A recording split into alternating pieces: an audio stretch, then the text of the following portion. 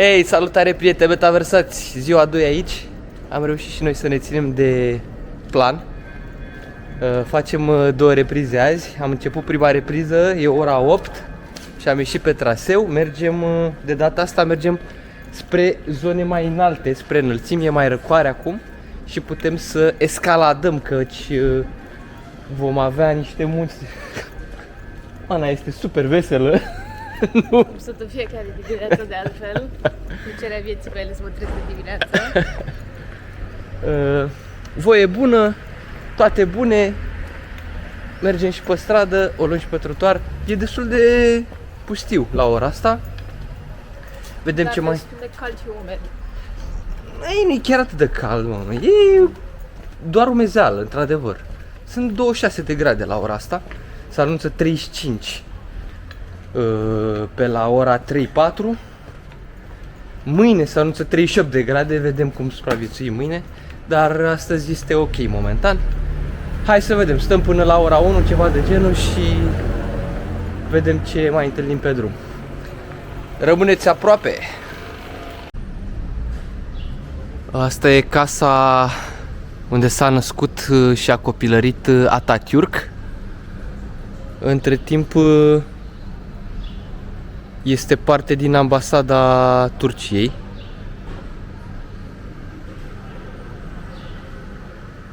Și noi ne continuăm ascensiunea spre muntele Everest.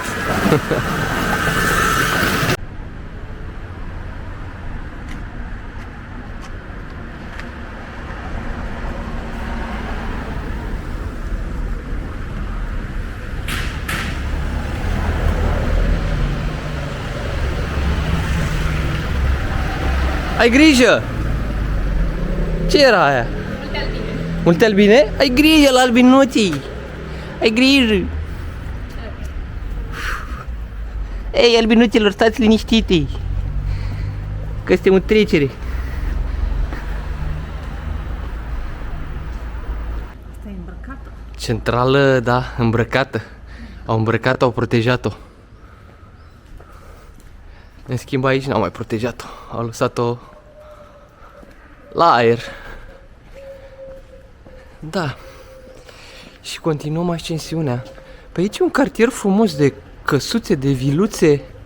Am trecut pe lângă un ce era la un Han? O tavernă. O tavernă? Han. Pașa? Pașa cum se chema? Pașa? Pașa House. Casa lui Pașa. Foarte drăguț pe aici. Sperăm să ajungem în zonele înalte să vedem mai bine o panoramă a orașului. Uite ce străduță și pe aici. Foarte frumos.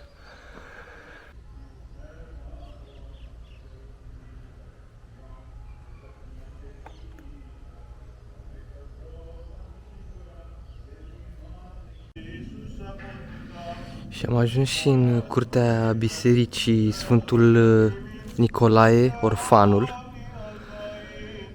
situată în partea de sus a orașului Salonic, în partea înaltă a orașului. Probabil construită în jurul anului 1300. Structura destul de simplă, însă freșcele dinăuntru sunt spectaculoase. O să intrăm și o să vedem și noi. Chiar acum am prins și slujba de dimineață. Sfântul Nicolae era părintele spiritual al tuturor orfanilor. Și probabil chiar în curtea aceasta a fostei mănăstiri chiar a fost un orfelinat pentru copii. Cel puțin așa spun datele despre această bisericuță.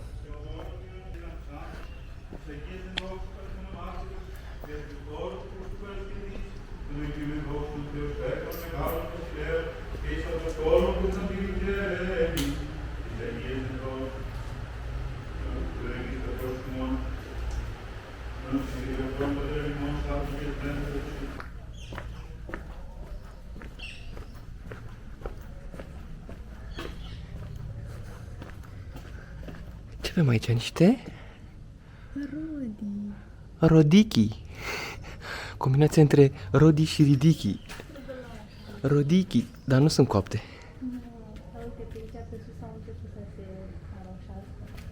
Uite și o viță. Viță nobilă. Hai să vedem. Uite aici niște vestigii, probabil. Lăsate cumva în ruină.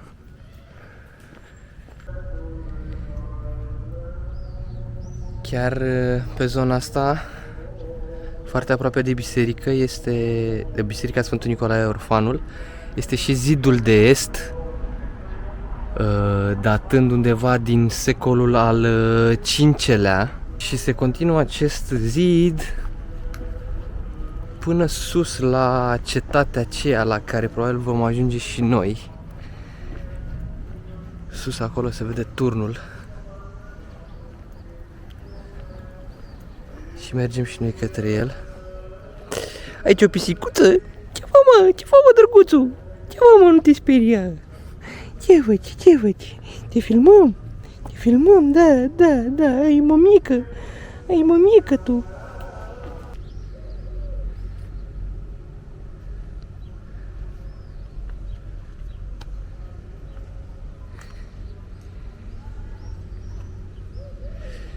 Și zidul de est care se continuă.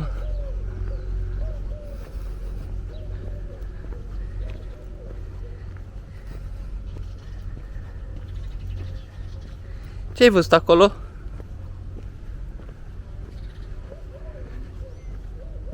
Niște ce?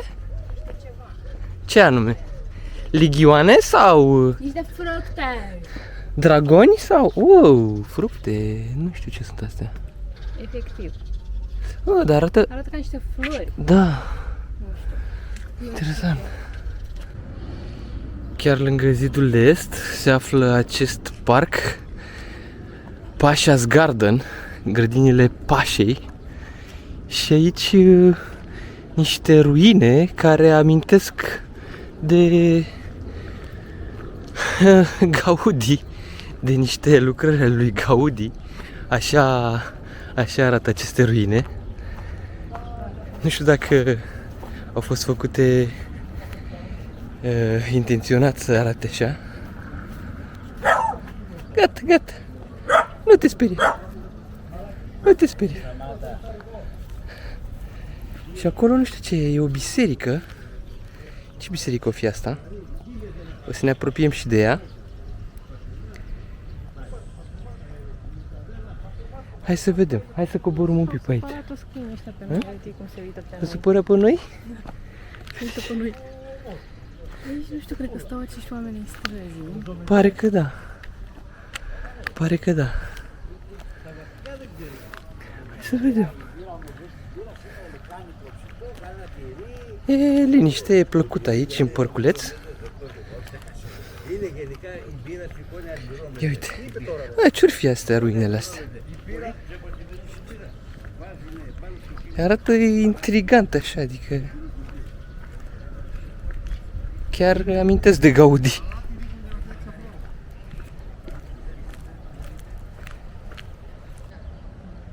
Ce mi-arăți? Ciuciulinul. Uite-l cum alargă. Bucură de păringe. Cățelușul? Da. N-am mai văzut că alerga și mingea rămăsese în spate și el tot alerga.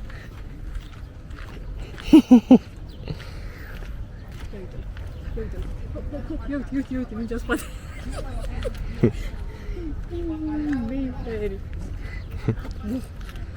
A grăhăit.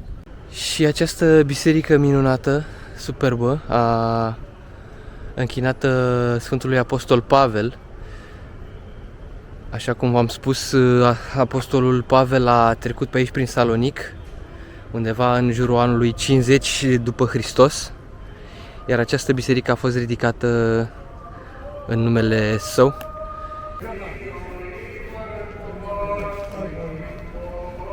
Aici grădinile Pașa. Acolo se vede în depărtare portul.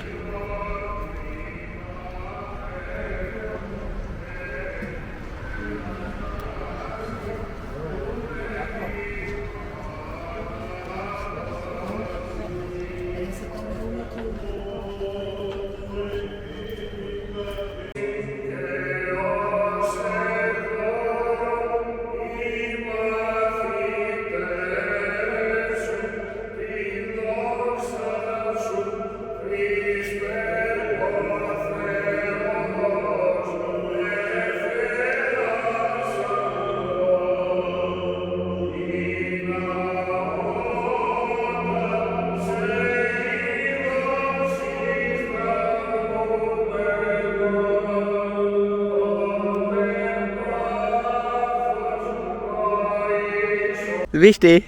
Zâmbește la cameră! Ai pornit deja, nu? Da!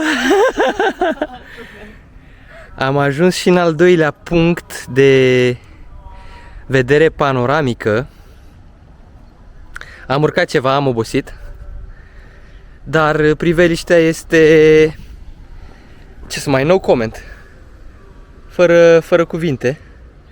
Cred că urcăm și aici la turn. Aici e cetatea probabil. Vom vedea mai de aproape. Într-adevăr, o panoramă superbă, se vede totul de aici. Absolut totul.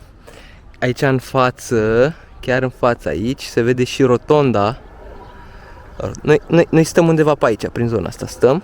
Aici e rotonda lui Galeriu, care se continuă în față, vedeți, e bulevardul ăsta, mă rog, nu e un bulevard, e o pietonală care duce la mare și pe aceeași linie este și Palatul lui Galeriu, din care au mai rămas doar ruinele. O să le vedem și noi astăzi, probabil după amiază. Acolo undeva pe acolo este și aeroportul. Acolo se mai văd niște bulevarde mai mari, mai largi. Undeva acolo este și stadionul. Se vede. Iar aici în stânga, imediat se vede și Biserica Sfântului Apostol Pavel. Superb. Bineînțeles, aici în față se vede și zidul de apărare din partea de est a orașului. Noi ieri am mers în zona aceea mai mult, ne-am plimbat pe zona aceea, acolo unde se poate vedea, dar nu de aici, zidul de vest